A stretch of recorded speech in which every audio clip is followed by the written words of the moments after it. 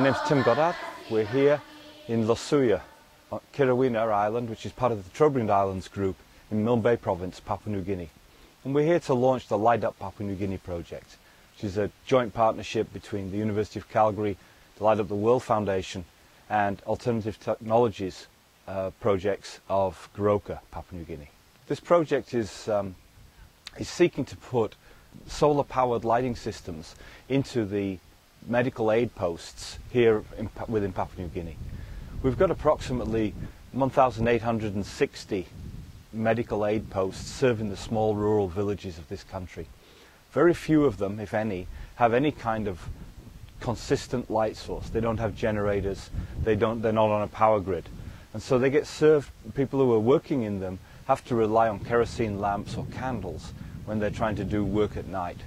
What we're working on here is putting in small solar-powered packages of LED lights, which will enable those aid post orderlies to work in the aid posts at night in a much more effective and we hope safe manner. This project began, sadly enough, with the loss of our daughter, Nichola, who was a captain in the Royal Canadian Horse Artillery and was killed in action in Panjwai, Afghanistan. But Nichola was born in Papua New Guinea, and she spent the early years of her life here on Kirawina, and always considered this her home place, if you like. It's where she grew up. Her first language was Kirawinan. She spoke it before she learned English. My wife and I, Sally and I, we were working in a school here. We established a school on the islands, the high school, and every day we would leave Nichola in the village where she was cared for by babysitters, if you like, while we went to work. And so she grew up very attached and always remembered this place.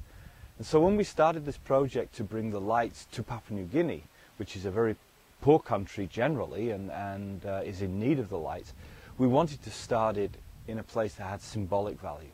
And so the first lights were put into Kirawina. We wanted to acknowledge the fact that the medical orderlies are the backbone of the country.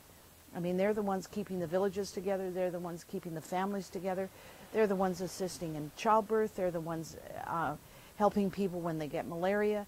These guys are the backbone of the country, and anything we can do to support that, I think, is worthwhile. When a woman gives birth on the island, often it's in one of the aid posts, and they have to go around and get kerosene, they have to go around and find lamps. Now they have two lights. It may not be perfect, but they have two lights, and it's just going to make things that much easier. I think you've changed the mind and the heart of the people so that they can come in the night or any time in the night where the CSW needed light. He can obviously treat and give medicine to patients at night. And in the past, they usually have hurricane lamp with the use of kerosene, which is sometimes very difficult and it's not nice to work in the night. And I think you've changed the system a little bit, and that gives and encourages my CSW a little bit better inside of feeling that there is a good, better light to work in the night. This is our first time to have these solar lights and all those, but it will be useful, especially at nights, when emergencies come in at nights. Instead of looking for kerosene lighting lamps, lights are there. So I think from that, it's useful to for the use of our aid post. To come back here after 25 years has been so amazing. To meet people, we walk through the market, we walk on a beach, we're walking through town and through a village. People are coming out and saying, "Oh, Toboya, I remember you are my principal, you're my headmaster, I remember you." And it's been absolutely wonderful. And they remember Nichola, but they remember her as this small blonde girl who was the only blonde on the island, and they've heard her story.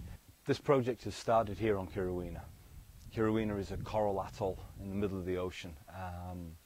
Most of Papua New Guinea is heavily mountainous, heavily forested. Access is difficult. Putting the lights together, purchasing the parts for the lights, even putting a team together to install the lights is something that we've proven we can do. What becomes difficult and what requires continued support from as many people who are able to do so is the funding that will enable us to install these lights, because travel in this country is not easy, and we've had to, even here, we've had to rent boats to get to some isolated islands. When we're in other parts of Papua New Guinea, we're going to have to rent vehicles, perhaps even rent aeroplanes. Some places are not accessible except by air travel, and it's not cheap. Your support to continue to light up Papua New Guinea will be most appreciated and most welcomed, and we thank everybody who has been involved in making this such a great project.